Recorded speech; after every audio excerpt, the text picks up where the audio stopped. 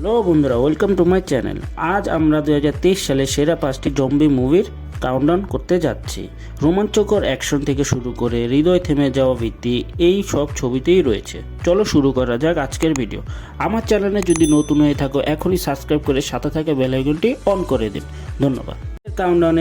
আমাদের কাউন্টডাউনের নাম্বার 4-এ আছে resident evil welcome to Raccoon city. জনপ্রিয় গেম সিরিজের ওপর ভিত্তি করে এই ফিল্মটি বেঁচে থাকা এক দলকে অনুসরণ করে যখন তারা জম্বি এবং অন্যান্য দানব দ্বারা চাপা শহর থেকে পালানোর চেষ্টা করে। ফ্র্যাঞ্চাইজি এবং কিছু মেরুন্য ঝনঝন করে ভয়ের সাথে নতুন করে এই ফিল্মটি গেমের অনুরাগীদের জন্য অবশ্যই দেখার বিষয়। আমাদের তালিকায় 3 নম্বরে হলো ডে অফ দ্য ডেড। এই জর্জ রোমেরোর ক্লাসিক ফিল্মটির এই রিমেকটি বেঁচে থাকা এক দলকে অনুসরণ করে যখন তারা জম্বির দ্বারা আচ্ছন্ন বিশ্বে বেঁচে থাকার চেষ্টা করে। একটি আপডেটেড স্টোরি লাইন এবং আধুনিক স্পেশাল ইফেক্ট সহ এই ফিল্মটি নিজের অবস্থানে দাঁড়িয়ে মূল্যকে শ্রদ্ধা জানায়। আমাদের তালিকায় নাম্বার 2-এ আছে ট্রেন টু বুসান পেনিনসুলা। এটি একটি সিকুয়েল মুভি যা ট্রেন টু বুসানের 4 বছর পরে ঘটনা। কোরিয়ান পেনিনসুলা জম্বির দ্বারা দখল করা হয়েছে এবং নগর ভর্তি ট্রাক উদ্ধার করতে একদল সৈন্য পাঠানো হয়েছে। একটি তীব্র অ্যাকশন প্যাক রাইড যা আপনাকে আপনার আসনে ধরে রাখবে। আমাদের তালিকায় নাম্বার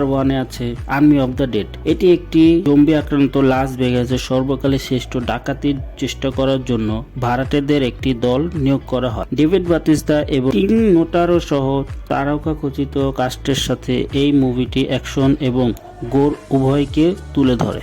এবং আমাদের কাছে আছে 2023 সালের সেরা 5টি জম্বি মুভি।